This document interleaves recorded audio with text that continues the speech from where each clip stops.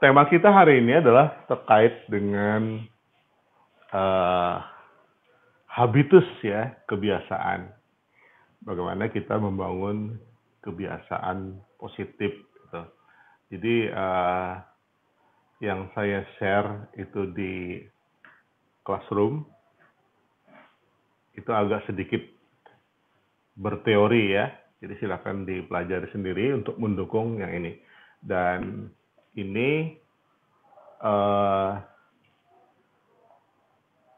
ambil dari Stephen R. Covey ya, yang buku pertamanya itu tentang 7 Habit, kemudian buku keduanya 8 Habit, habit ke-8. Jadi sebenarnya ada 8 habit. Sebelumnya kita pernah juga mendiskusikan bahwa kita kan selalu mencari, kalau kita mencari diri itu ya, bagaimana ya jadi orang baik kan begitu ya. Atau kita juga menginginkan orang lain orang yang baik. Nah, cuma sayangnya dalam kehidupan kita, baik menurut kita belum tentu baik menurut orang lain kan begitu. Begitu juga sebaliknya. Karena baik dan buruk itu sangat normatif sifatnya. Nah, oleh karena itu, RKP menjelaskan dengan sangat detail dan terukur. Jadi, kalau ingin menjadi orang baik itu ya seperti ini gitu. Apa yang harus dilakukan? Nah, RKP menyebutnya bukan orang baik, tapi adalah orang yang efektif. Jadi di bukunya itu menjelaskan tentang apa yang harus kita bangun, kita kembangkan dalam diri kita sehingga bisa menjadi seorang yang efektif. Gitu. Sekilas pernah juga kita diskusikan, orang efektif itu sehari-hari bisa kita temukan ya di lingkungan kita, misalnya orang itu sangat ditunggu kehadirannya gitu. Nah, kebalikan dari itu berarti sangat dihindari kehadirannya. Nah, itu kan begitu kan konsep kita menjadi orang baik dan orang yang tidak baik. Nah, saya yakin Anda semua mungkin juga sudah pernah membaca ya bukunya 7 Habit, terutama yang sudah lama sekali, tahun berapa itu, dari Stephen R. Covey ini. Nah, mungkin kalau yang sudah pernah membaca bukunya, bahkan mungkin ikut pelatihan tertentu yang terkait dengan ini, ya ini anggaplah ini sebagai sebuah refreshing ya, refreshing untuk mengingat-ingat lagi gitu. Dan bukan sekadar diingat, tapi diimplementasikan ya. Jadi secara keseluruhan dari 8 habit ini, 8 kebiasaan ini bisa kita kelompokkan 3 bagian ya. 3 bagian. Di bagian pertama ini terkait dengan intrapersonal. Di bagian kedua nanti terkait dengan interpersonal. Dan yang berikutnya adalah terkait dengan bagaimana mengukuhkan diri kita sebagai seseorang yang bermanfaat ya. Dan kita tahu sebaik-baik manusia adalah yang bermanfaat bagi orang lain. Di bagian pertama disebutnya sebagai kemandirian diri sendiri ya, dan terkait dengan intrapersonal. Nah, apa yang harus dikembangkan untuk menjadikan seseorang yang mandiri? Pertama adalah be proaktif katanya. Jadilah manusia yang proaktif. Proaktif itu berarti kebalikan dari reaktif. Ya. Kalau orang yang reaktif itu menunggu dulu gitu kan ya, baru merespon, baru bereaksi. Nah, kalau proaktif di sini adalah kita mendahului, tentu saja secara positif. Ya. Jadi yang pertama adalah be proaktif, atau jadilah manusia yang proaktif. Nah, di sini dijelaskan. Be proaktif adalah tentang bagaimana kita mengambil tanggung jawab, ya. Mengambil tanggung jawab terutama bagi kehidupan kita sendiri. Di sini disebutkan, proactive people recognize that they are responsible. Orang yang proaktif itu adalah orang yang mengukuhkan dirinya bahwa dia adalah orang yang responsible. Ya, bukan hanya sekadar responsible, tapi adalah responsible, mampu merespon, ya, merespon yang cepat maksudnya di sini. They don't blame genetic. Mereka tidak menyalahkan masalah keturunan, genetik, situasi, keadaan atau kondisi yang mempengaruhi perilaku mereka. Jadi seseorang yang proaktif itu adalah orang yang bertanggung jawab terhadap dirinya sendiri, yang tidak ingin dia menyalahkan, katakanlah ada kekurangan di dalam dirinya. Terjadi sesuatu yang salah, kegagalan misalnya, kemudian menyalahkan sesuatu. Wah, keturunannya lah, gitu kan ya. Contoh misalnya, saya kan bukan keturunan pengusaha, kan begitu ya.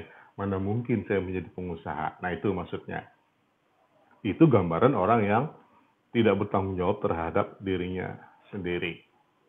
They know they choose their behavior. Orang yang proaktif ini adalah orang yang tahu kapan harus bertindak, kapan harus memilih. Jadi perilakunya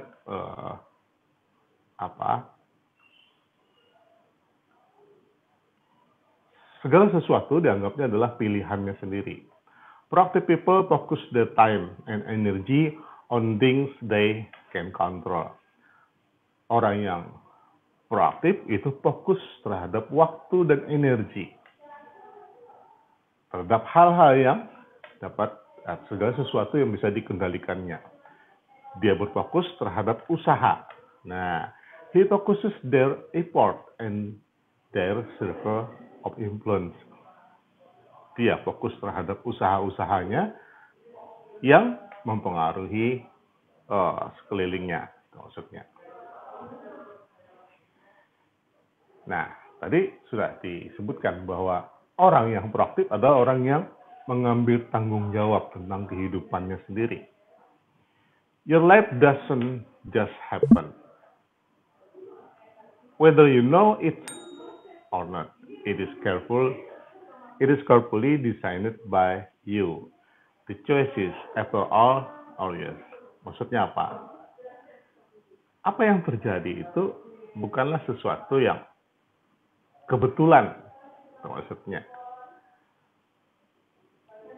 Apa yang kita ketahui atau yang kita tidak ketahui, itu kita desain sendiri. Sengaja atau tidak, kita yang mendesainnya. Kejadian itu sebenarnya itu. Nah, pilihan kita lah ya yang menyebabkan apa yang terjadi di dalam kehidupan kita. Apakah kita sadar atau tidak. Nah, di sini catatannya dari KP. Ingatlah bahwa setiap saat, setiap situasi memberikan pilihan baru.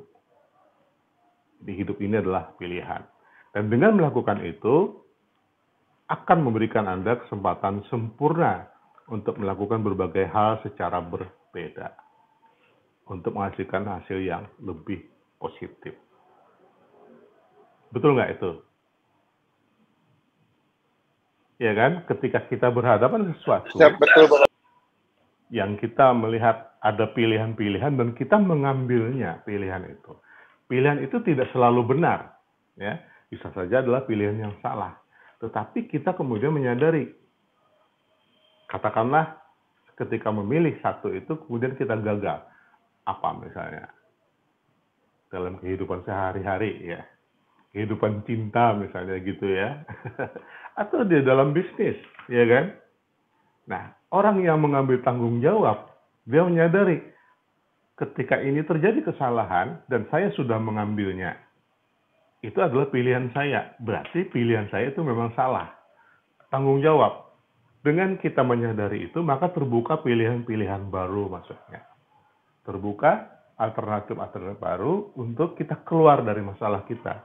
Keluar dari, katakanlah dari kegagalan, untuk bangkit lagi misalnya seperti itu.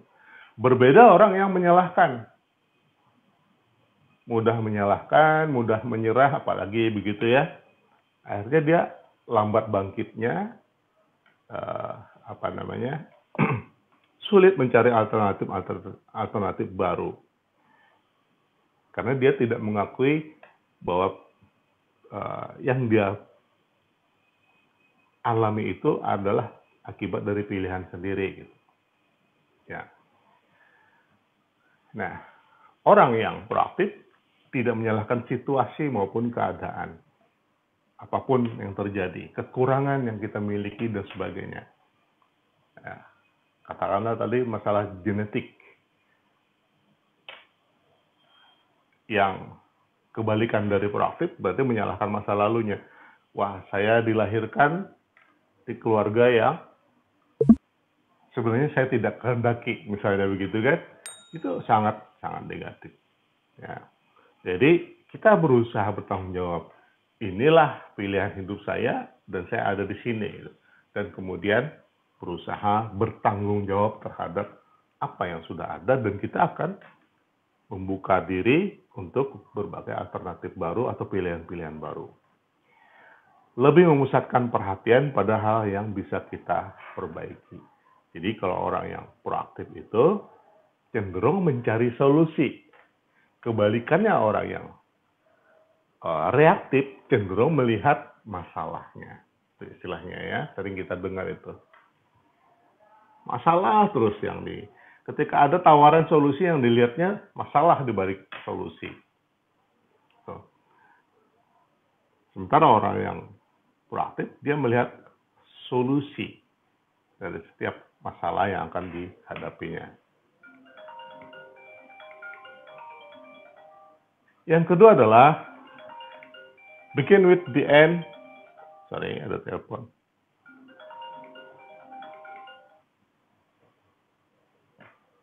Begin with the end in mind. Mulailah segala sesuatu dengan gambaran akhirnya di ujung pikiran kita. Mulailah segala sesuatu dari apa yang kita gambarkan atau visualkan dalam pikiran kita. Kita lihat bagaimana implementasinya. Habit kedua ini didasarkan pada imajinasi. Nah, jadi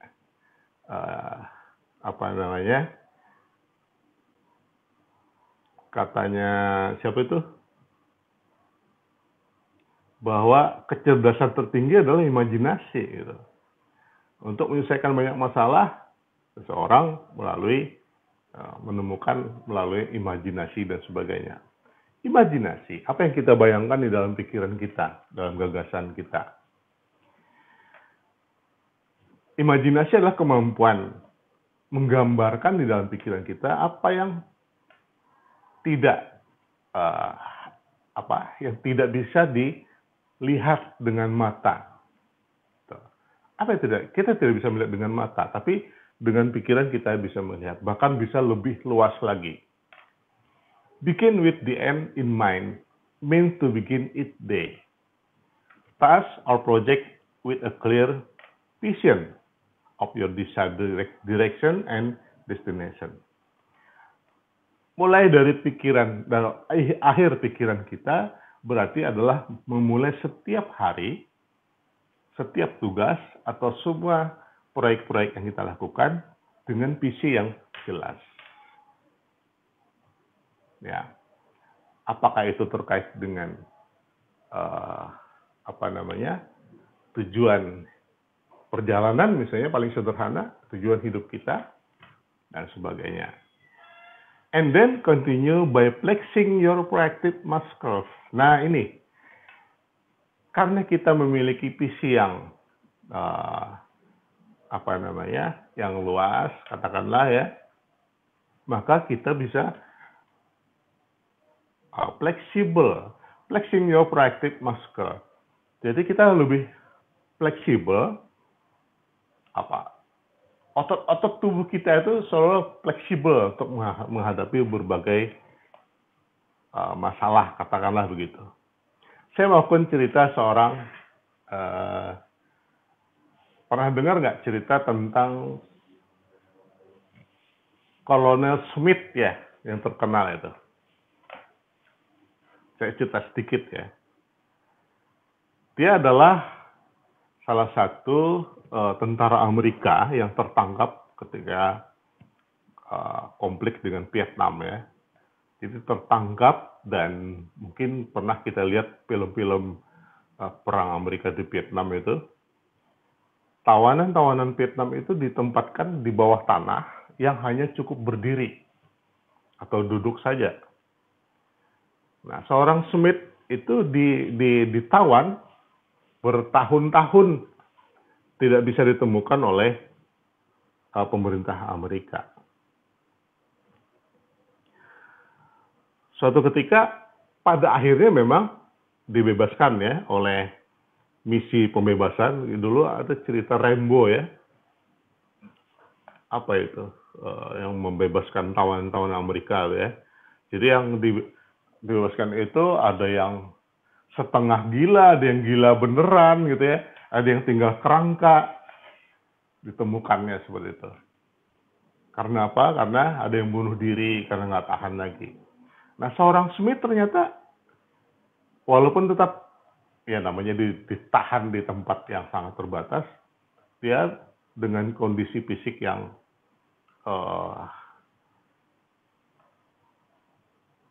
kita bilangnya kurang gizi ya. Kita bisa bayangkan seorang yang kurang gizi, kurus, dan tidak bertenaga. Tapi dia pikirannya tenang, pikirannya terang ketika bertemu dengan tentara Amerika yang membebaskannya. Dia berbicaranya seperti orang yang normal, beda dengan yang lainnya. Nah, lalu singkat cerita dia kembali ke Amerika, kemudian kembali ke dinas lagi. Yang menghebohkan itu apa? Ketika dia bertemu dengan temannya yang dulu sama-sama hobi main golf ya. Main golf. Dia menantang temannya yang main golf itu. Jadi temannya ketawa. Anda bertahun-tahun ada di kerangkeng ya, di tahanan Vietnam. Sementara saya bebas, nyaris setiap minggu saya main golf. Apa yang kamu mau tawarkan ke saya untuk bertanding main golf? Apa kata Smith? Saya yakin saya bisa mengalahkan Anda. Gitu. Jadi makin tidak masuk akal gitu kan. Mana mungkin orang sudah sekian tahun nggak pernah main golf, sekarang menantang saya. Ya namanya teman, oke lah kita main gitu. Dan saya persingkat lagi ceritanya, ternyata memang benar. Dia luar biasa hebatnya gitu. Ternyata malah melebihi temannya yang tadi segar bugar itu. Baru teman ini sadar, memang dulu orang ini, si Mr. Smith ini adalah orang yang berbakat. Sebelum dia tertangkap di Vietnam ini, dia orang berbakat. Ya lebih lah dari teman-temannya. Tapi tidak menyangka, dari sekian tahun dia tertawan di tempat yang sangat tidak manusiawi itu, kok malah dia bagus sekali mainnya sekarang gitu. Lalu mereka curiga, jangan-jangan kamu tidak ditahan nih. Jangan-jangan main golf di hutan Vietnam gitu kan ya. Ada teman, latihan segala macam. Jadi apa yang ini? Memang tidak masuk akal kalian, tapi masuk di akal saya, katanya si Smith. Kamu percaya nggak, katanya? Kalau kamu bilang setiap minggu main golf, saya setiap hari, bahkan siang malam. Tambah kaget lagi gitu kan? Loh kok bisa? Nah, saya main golf siang malam, bahkan hampir setiap jam saya memikirkan tentang golf, katanya. Apa? Dia bermain di dalam pikirannya. Dia main dengan imajinasi. Dengan imajinasinya, dia menemukan cara main golf yang bagus dan sebagainya. Nah, itu salah satu contoh. imajinasi bisa mengubah seseorang sedemikian rupa, menguatkan seseorang sedemikian rupa, bahkan melampaui orang-orang yang normal seperti itu. Jadi imajinasi di sini adalah sesuatu yang menjadi visi kita. Begin with the end itu adalah sebuah visi sebenarnya. Visi akan mengarahkan kita kepada tujuan yang kita ingin capai. Ya, jadi mulailah segala sesuatu dengan gambaran akhirnya. Bisa seperti contoh Kolonel Smith tadi itu ya, dia sangat berambisi untuk menang. Gimana caranya menang? Dengan imajinasinya itu dia berlatih main golf seperti itu. Be honest, jujurlah. Kadang-kadang orang menemukan diri mereka sendiri itu mencapai atau memperoleh kemenangan yang kosong. Menang tapi nggak ada positifnya itu. Sukses yang memiliki atau bahkan membawa beban yang lebih besar ketimbang nilai manfaat yang diperoleh. Nah, kalau kita cenderung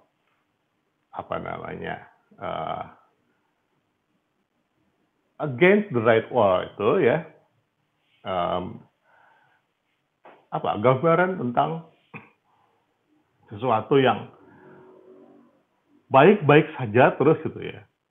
Setiap langkah kita yang kita peroleh itu justru malah menuju kepada hal yang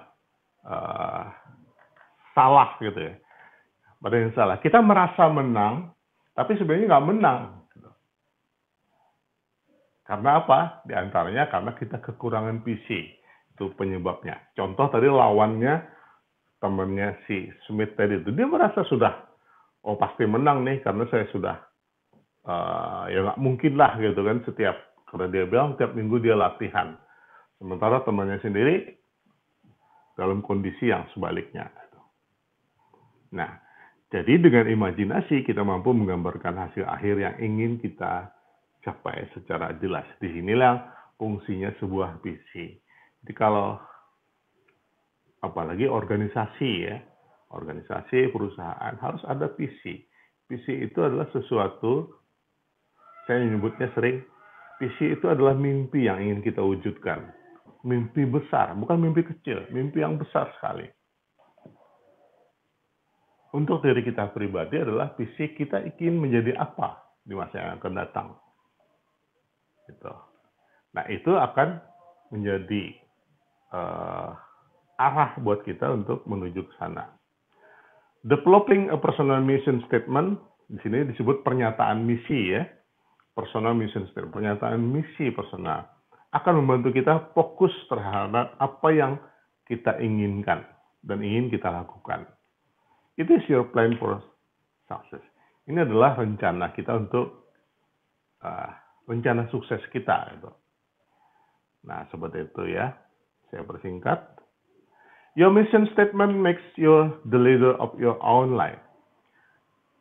Pernyataan misi Anda adalah membuat atau memimpin Anda, mengarahkan Anda dalam kehidupan Anda. Jadi, visi tadi dan misi nggak bisa dipisahkan ya.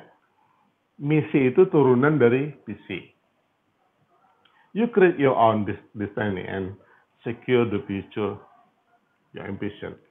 Jadi kita dapat menentukan kemungkinan nasib apa yang akan kita peroleh di masa depan. Atau sesuatu yang keuntungan apa, kelebihan apa atau keunggulan apa yang akan kita peroleh di masa depan dengan envision tadi itu ya, visi dan misi. Jadi kita harus berusaha menggambarkan di dalam pikiran kita hasil akhir apa yang ingin kita capai secara jelas.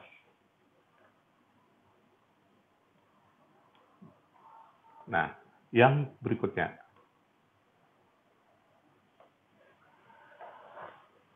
Sebenarnya semua pencapaian manusia memiliki ada dua fase penciptaan. Satu ketika diciptakan di dalam mental, dalam pikiran tadi, kemudian diciptakan secara nyata. Jadi contoh konkret itu misalnya seperti seorang Smith tadi itu ya, dia menciptakan dirinya yang unggul dalam pikirannya. Kemudian ketika dia keluar dari penjara, dia berusaha menciptakan apa yang dalam pikiran itu menjadi nyata. Jadi ada dua fase, dimulai dari mental kita, kemudian sesuatu yang nyata. Ingat katanya RKV, kalau kita menabur gagasan kan dalam pikiran ya, taburlah gagasan, tuailah tindakan. Taburlah tindakan, tuailah kebiasaan. Taburlah kebiasaan, tuailah takdir katanya itu, atau karakter ya, dan karakter itulah yang menjadi takdir kita.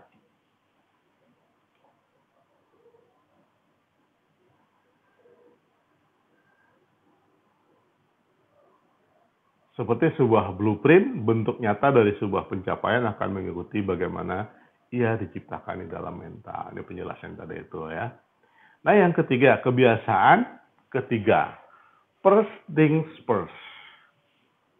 Selalu dahulukan yang lebih utama. Jadi kita menentukan prioritas, maksudnya di sini. Selalu dahulukan yang lebih utama. Ini penjelasannya. Put first, think first. Tempatkanlah yang utama itu menjadi yang pertama. Jadi prioritas gitu ya. Habit ketiga adalah tentang life management as well your purpose. Ya, manajemen hidup kita, mengelola kehidupan kita adalah terkait dengan tujuan kita, nilai-nilai, peran, dan prioritas. What are the first thing? First thing, hal yang utama tadi itu. Hal yang utama adalah tentang diri kita sendiri, diri Anda sendiri, personally, dan temukan mana yang paling worth it, paling menguntungkan, paling bermanfaat. Nah, jadi maksudnya di sini adalah menempatkan diri kita menjadi yang utama. Ini kalau sekilas seperti wah ini mementingkan diri sendiri, nah, seperti itu ya. Harus sesuai dengan peraturan keselamatan penerbangan sidak. Oh, ini ada pesawat ya. Oke, saya terusin. Apa tadi ya? Menempatkan prioritas. Apa yang kita prioritaskan? Adalah diri kita. Ya, prioritaskan diri kita. Dalam arti yang positif, bukan yang kita menjadi seorang yang egois ya. Diri kita yang proaktif tadi itu. Diri kita yang memiliki tujuan-tujuan tadi itu. Ya. Jadi, if you push the pace, you are organizing and managing time and even according to the personal priorities. You establish in habit.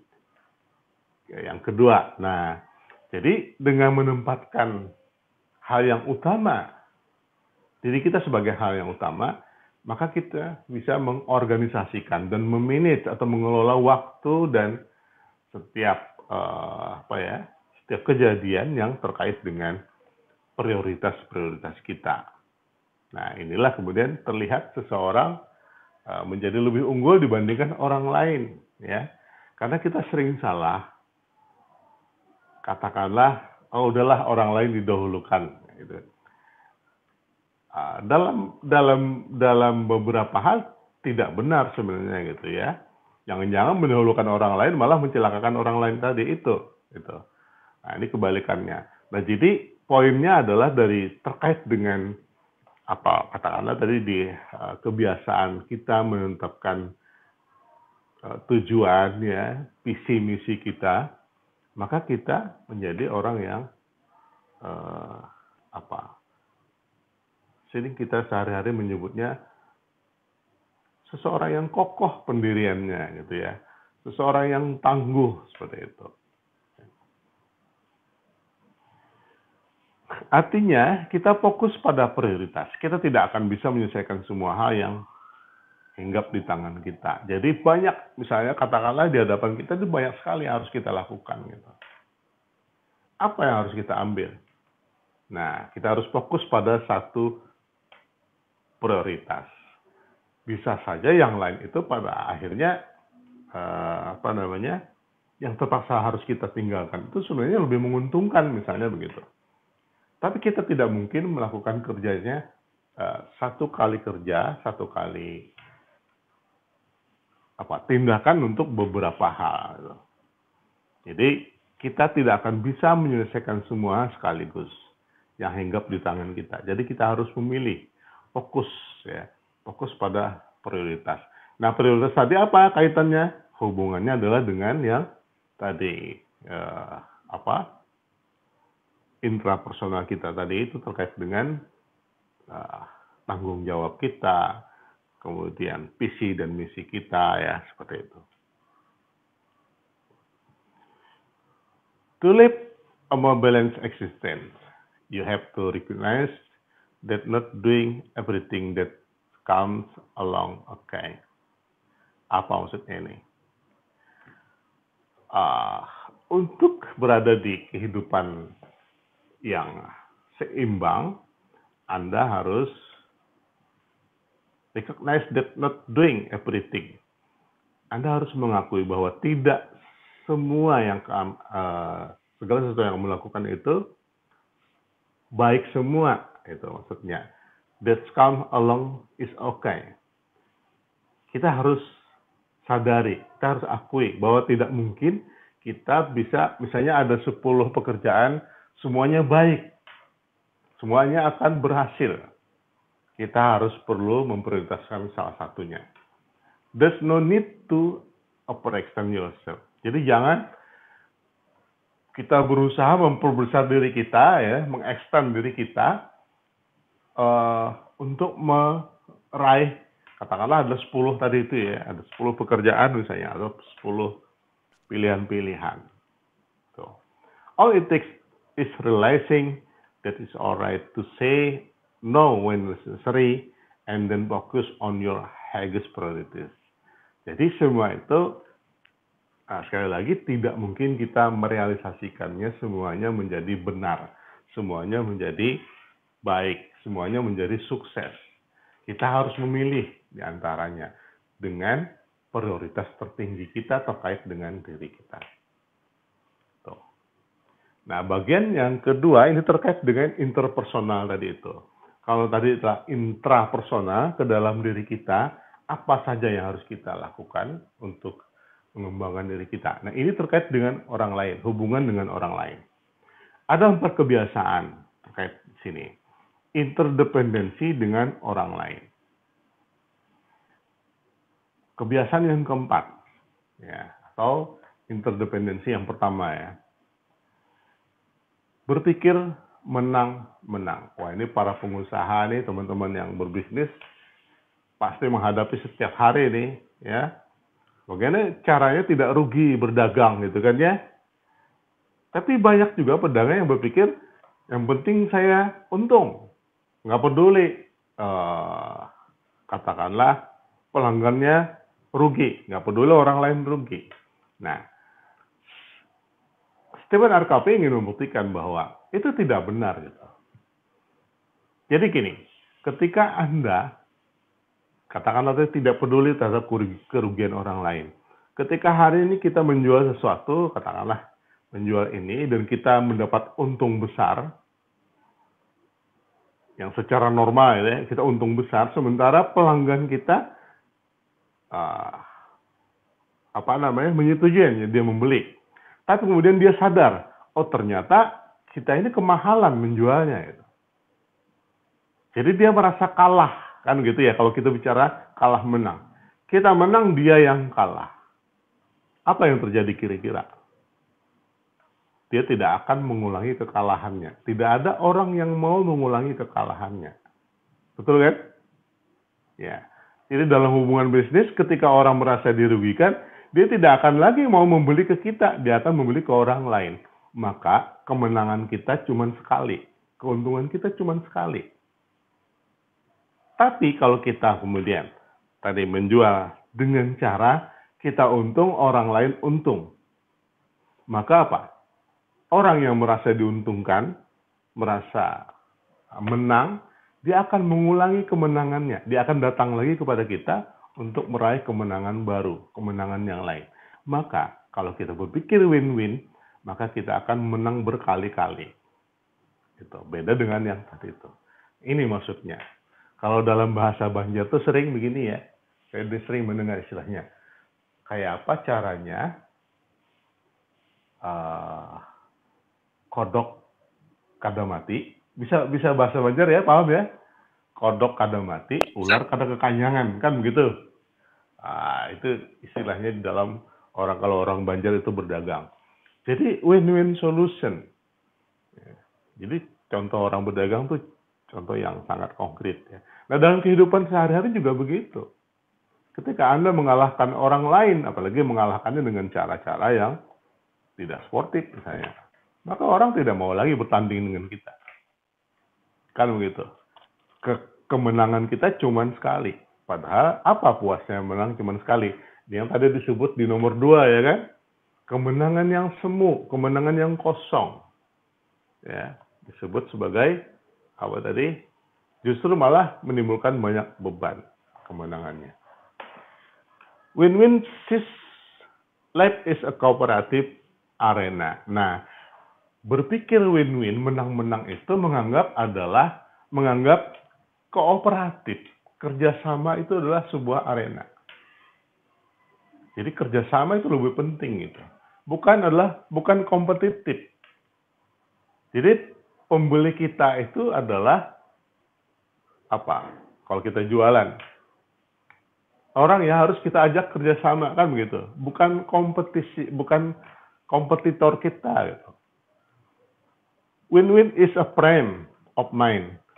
Menang-menang adalah frame, kerangka ya, kerangka pikir dan heart that constantly seeks mutual benefit. Jantungnya yang secara konstan melihat adanya mutual benefit in all human interaction. Jadi melihat mutual itu berarti sama-sama menerima manfaat gitu, timbal balik dalam hubungan manusia.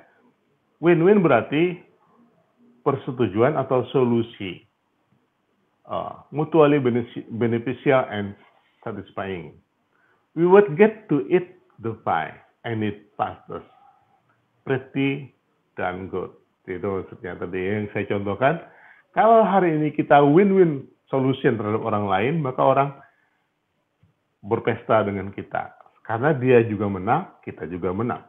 Tapi kalau dia merasa kalah, merasa dirugikan, maka kita merayakan kemenangan sendiri. Apa enaknya ya, merayakan kemenangan sendiri. Apa enaknya pesta sendiri kan, nggak ada orang lain.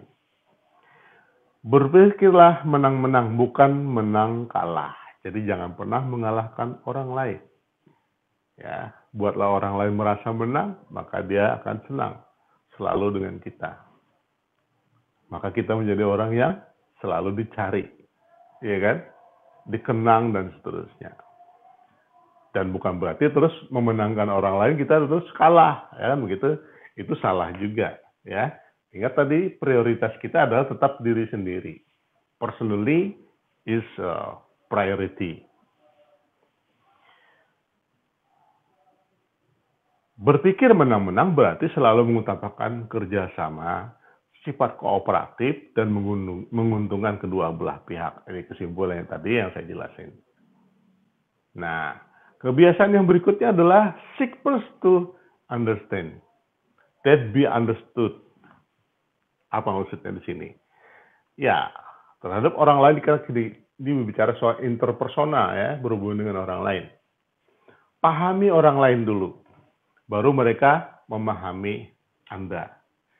Nah, ini membuktikan bahwa yang kita sebut personally is priority itu bukan berarti kita egois,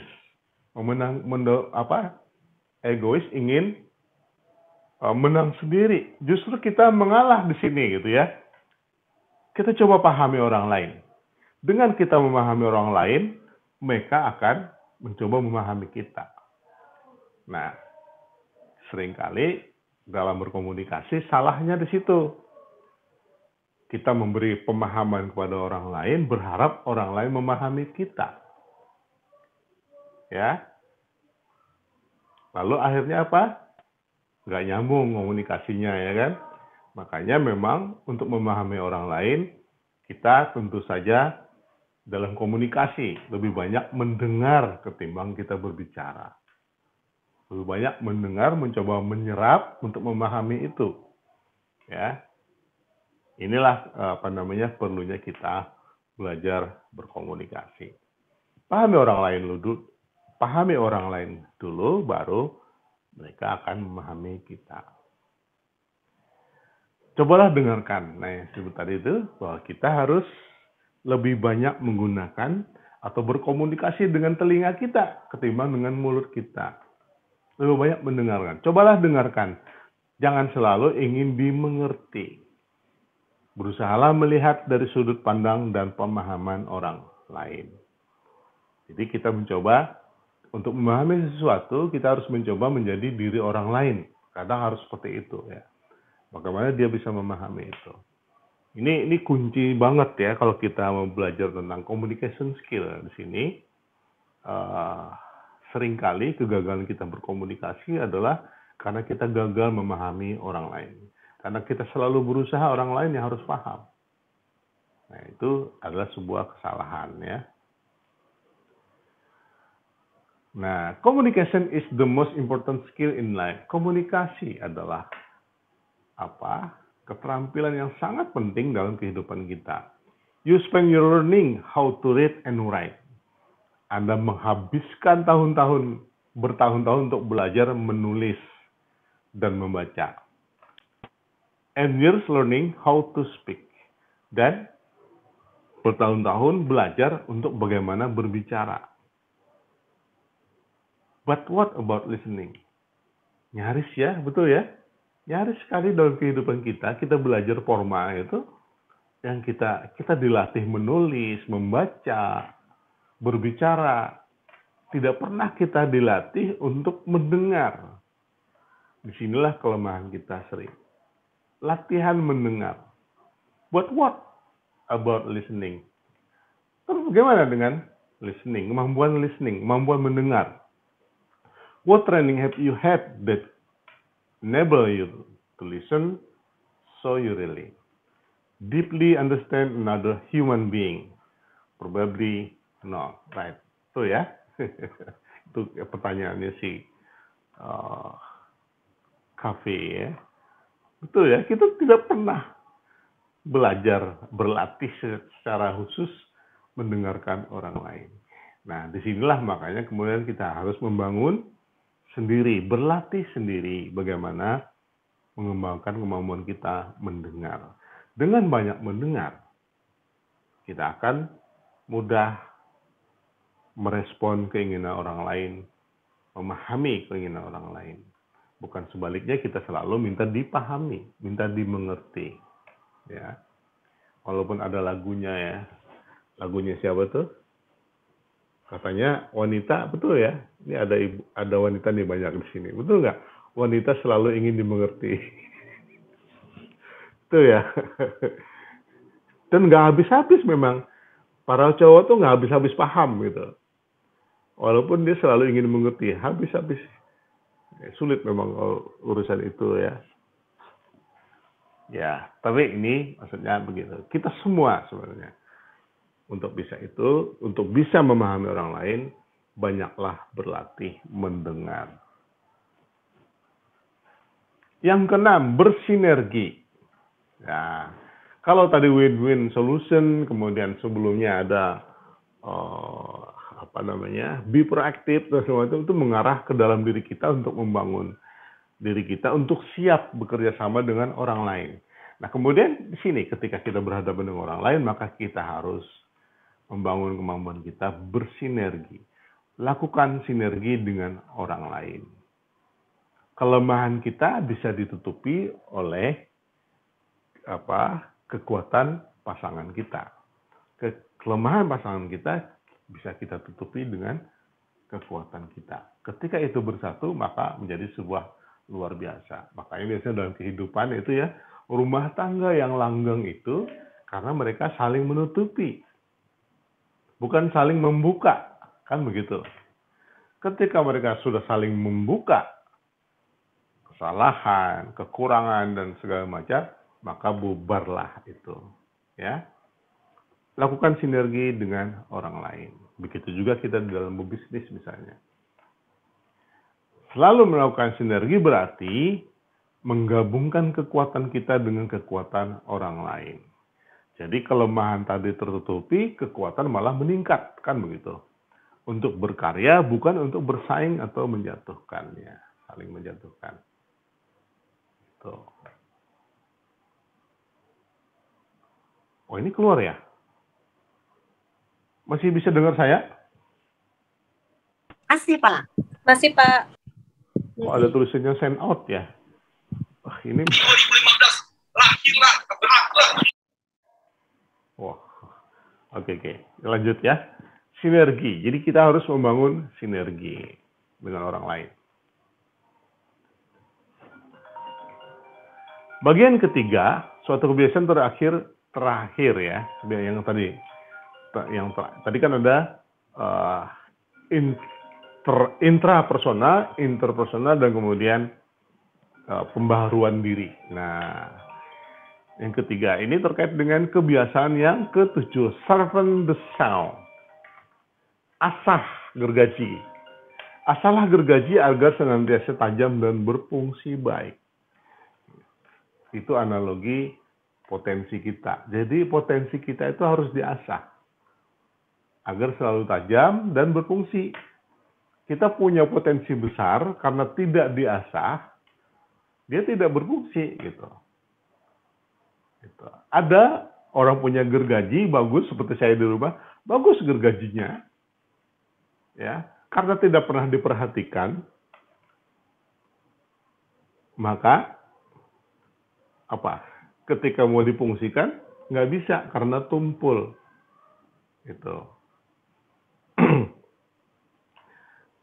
Sayang waktunya. Nanti suatu ketika saya akan cerita lagi tentang gergaji ini. Ceritanya bagus itu ya. Sharpen the saw. Jadi pertajamlah gergaji kita, asahlah gergaji kita agar senantiasa tajam dan berfungsi baik. Sharpen the saw means preserving and enhancing the greatest asset you have. Jadi mempertajam atau mengasah gergaji ini berarti adalah menyiapkan dan meningkatkan aset kita menjadi lebih baik. Di sini greatest asset ya. Gergaji itu kan aset. Potensi kita adalah aset gitu. Ya. It means having a balanced program for self-renewal and the four areas of your life. Physical, social, emotional, mental, and spiritual. Ini berarti adalah kita harus selalu memperbaharui diri kita. Memperbaharui diri kita, khususnya di bidang-bidang yang 4 area itu. Fisik kita, kemudian sosial dan emosional kita, mental kita, dan spiritual. Jadi harus diperbaharui terus, itu maksudnya. Ya, dan itu 4 itulah yang memang menjadi potensi kita. Kesehatannya, ya kan? Hubungan sosial, kemudian kecerdasan emosional kita harus selalu kita perbarui, mental dan spiritual. Nah, kalau ini sudah tahu dong, kalau muncul pertanyaan, bagaimana caranya mengasahnya? Ya, dengan satu, pengalaman, ya kan? Yang kedua adalah pengetahuan baru. Jadi kita jangan pernah berhenti belajar. Ya, jangan pernah berhenti belajar. Karena belajar itu adalah sumber hidup sebenarnya gitu. Dalam rangka tadi memperbaharui self renewal, memperbaharui diri kita. Senantiasa mengasah gergaji artinya selalu memelihara dan memperbaharui aset terbesar yang kita miliki, yaitu diri kita sendiri. Mengasah gergaji menajamkan ketahanan, tadi fisik ya, fleksibilitas terkait dengan emosional dan sosial kita, dan kekuatan mental dan spiritualnya. Kemudian ada 4 aspek diri kita. Tadi fisik, sosial, emosional, mental, dan spiritual. Ya, ini kesimpulannya ya. Kebiasaan memperbarui diri ini membuat Anda bisa terus melakukan 6 kebiasaan efektif lainnya. Dari 1 sampai 6 tadi itu. Nah, yang terakhir adalah kebiasaan ke-8. 8 habit. Yaitu finding your voice and helping other find theirs. Temukan keunggulan kita, temukan keunikan kita, dan bantulah orang lain untuk menemukan keunikannya. Nah, sekali lagi kita berbicara apa? Berbicara kolaboratif di sini, bukan persaingan dengan orang lain. Ya, berbicara soal kerjasama, win-win solution tadi. Temukan keunikan diri kita dan bantulah orang lain menemukan keunikannya. Itu. Menemukan keunikan pribadi dan membantu orang lain menemukannya. Jadi inilah konsep berbagi manfaat buat orang lain. Yang disebut sebaik-baik manusia adalah yang bermanfaat buat orang lain. Menemukan keunikan berarti mengenal potensi yang kita miliki. Yang tersebar pada 4 elemen utama. Pikiran, tubuh, hati, dan jiwa. Pikiran, tubuh, hati, dan jiwa kita. Nanti kita akan bicara soal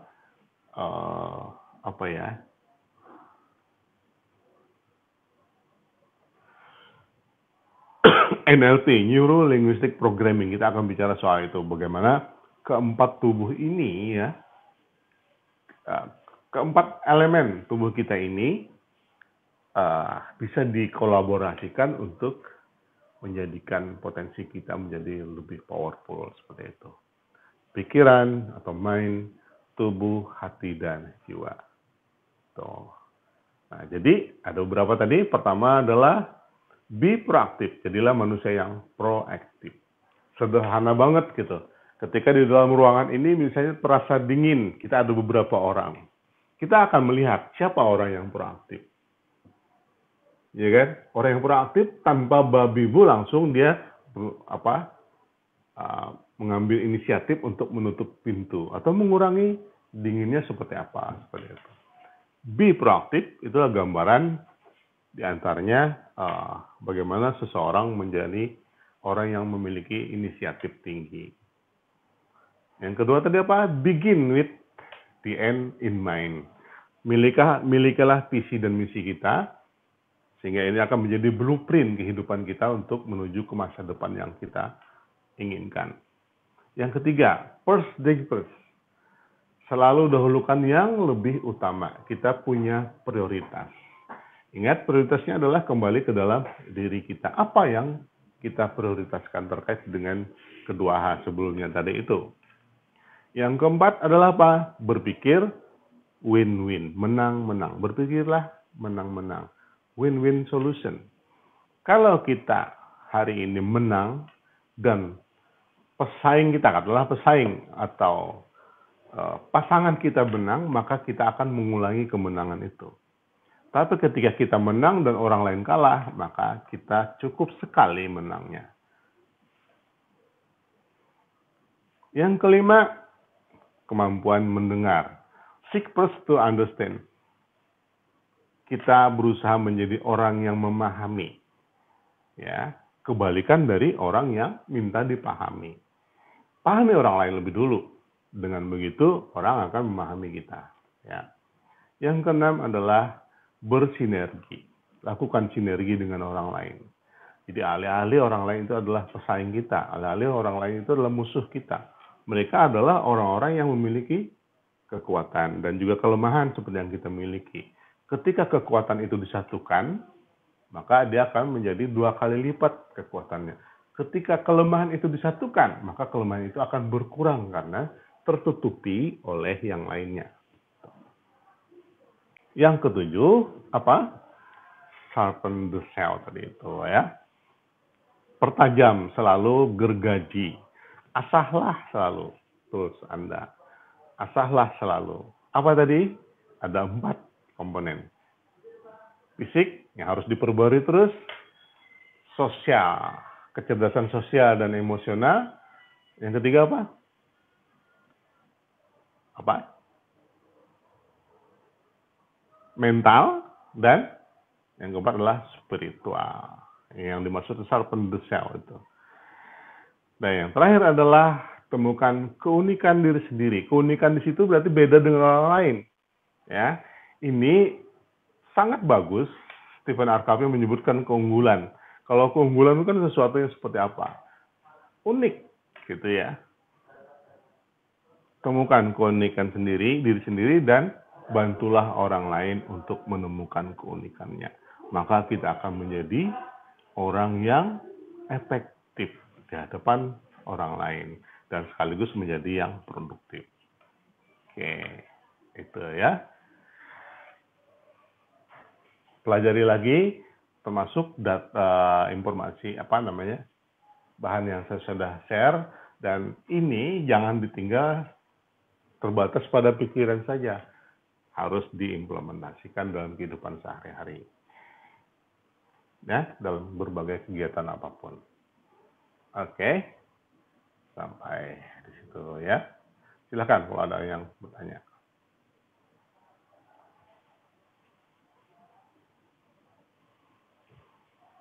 Yap.